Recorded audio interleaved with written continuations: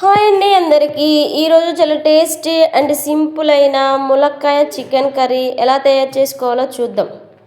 ఈ ములక్కాయ chicken curry తింటుంటే అద్భుతంగా ఉంది. తింటుంటే మరొకసారి చేసుకోవాలి అనిపిస్తుంది. మీరు కూడా ఈ ములక్కాయ చికెన్ కర్రీ ఒకసారి ట్రై చేసి ఎలా వచ్చిందో కమెంట్ బాక్స్లో కామెంట్ చేసి చెప్పండి. చికెన్లోని టేస్ట్ అంతా ములక్కాయకి పట్టి తింటుంటే సూపర్గా ఉంది. ములక్కాయని తిన్నా చికెన్ తిన్నట్టే ఉంది. ఆలస్యం చేయకుండా రెసిపీ స్టార్ట్ చేసేద్దాం. మసాలా కోసం గ్యాస్ పైన కళాయి పెట్టి కొద్దిగా ధనియాలు, గసగసాలు, దాల్చిన చెక్క, కొద్దిగా నువ్వులు వేసి బాగా ఫ్రై చేసి పక్కన పెట్టుకోవాలి. అదే కళాయిలో కొబ్బరి 4 లేదా 5 ఎండుమిర్చి వేసి కొంచెం సేపు బాగా ఫ్రై చేసి పక్కన పెట్టుకోవాలి. అదే కళాయిలో కొద్దిగా ఆయిల్ వేసి పచ్చిమిర్చి, ఉల్లిగడ్డలు వేసి ముందుగా మనం కట్ చేసుకొని పెట్టుకున్న ములక్కాయ ముక్కలు, టమాటా ముక్కలు వేసి కొంచెం సేపు బాగా ఉడికించాలి. ములక్కాయ ముక్కలన్నీ కలర్ వచ్చాక చికెన్ వేసి కొంచెం సేపు ఉడికించాలి. చికెన్ కూడా మంచి కలర్ వచ్చేంతసేపు ఉడికించి తర్వాత చికెన్ ముక్కలు త్వరగా ఉడకాలి అంటే 1/2 టీ స్పూన్ సాల్ట్ వేసి కొంచెం సేపు బాగా ఫ్రై చేయాలి.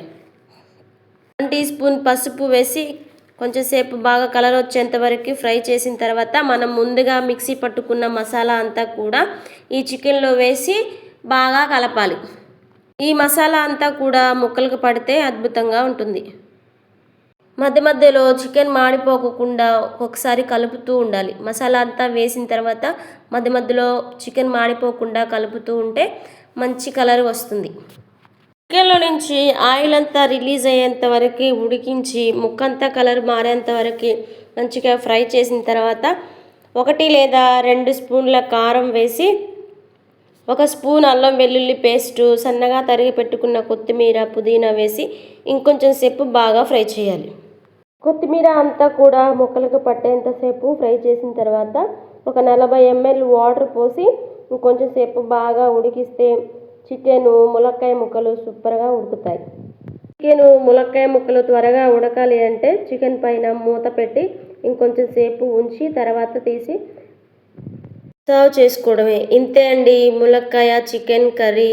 ఈ వీడియో మీకు నచ్చినట్లయితే మరిన్ని రెసిపీస్ కోసం మన ఛానల్ని సబ్స్క్రైబ్ చేసుకోవడం మర్చిపోకండి.